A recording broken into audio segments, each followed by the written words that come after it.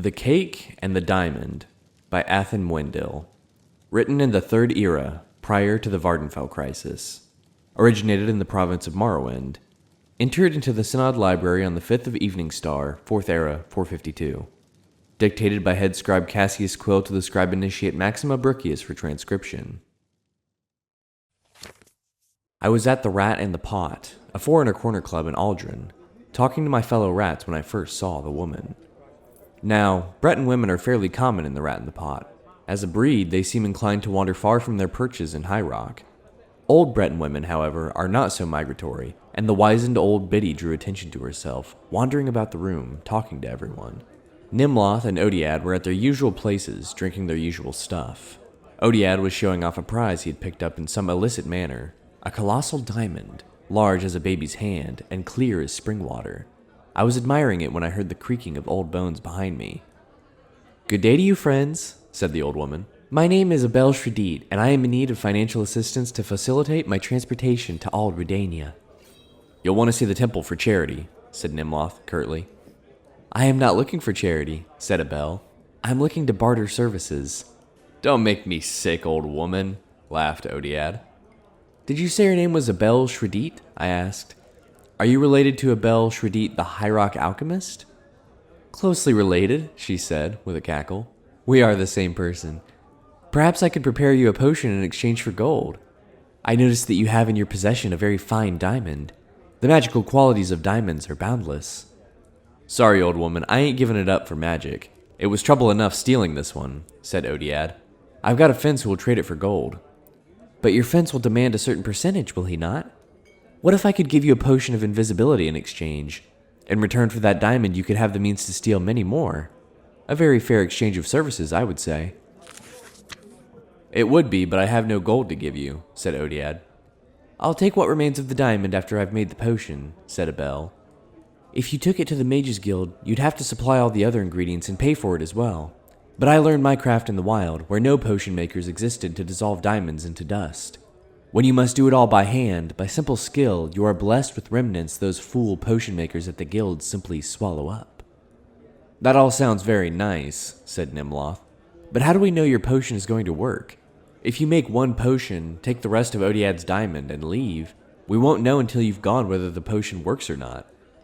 "Ah, trust is so rare these days," sighed Abel. "I suppose I could make 2 potions for you, and there'd still be a little bit of the diamond left for me. Not a lot, but perhaps enough to get me to Ald Redania. Then you could try the first potion right here and now and see if you're satisfied or not." "But," I interjected, "you could make one potion that works and one that doesn't, and take more of the diamond. She could even give you a slow-acting poison, and by the time she got to Ald Redania, you'd be dead." "Bleedin' Kinnereth, you Dunmer suspicious. I will hardly have any diamond left, but I could make 2 potions of 2 doses each, so you can satisfy yourself that the potion works and has no negative effects. If you still don't trust me, come along with me to my table and witness my craft if you'd like." So it was decided that I would accompany Abel back to her table, where she had all her traveling bags full of herbs and minerals, to make certain that she was not making 2 different potions. It took nearly an hour of preparation, but she kindly allowed me to finish her half-filled flagon of wine while I watched her work.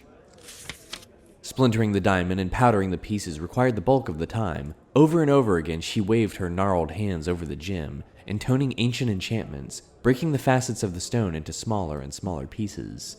Separately, she made pastes of minced bittergreen, crushed red bulbs of Delarco spay, and driblets of Siciliani oil. I finished the wine.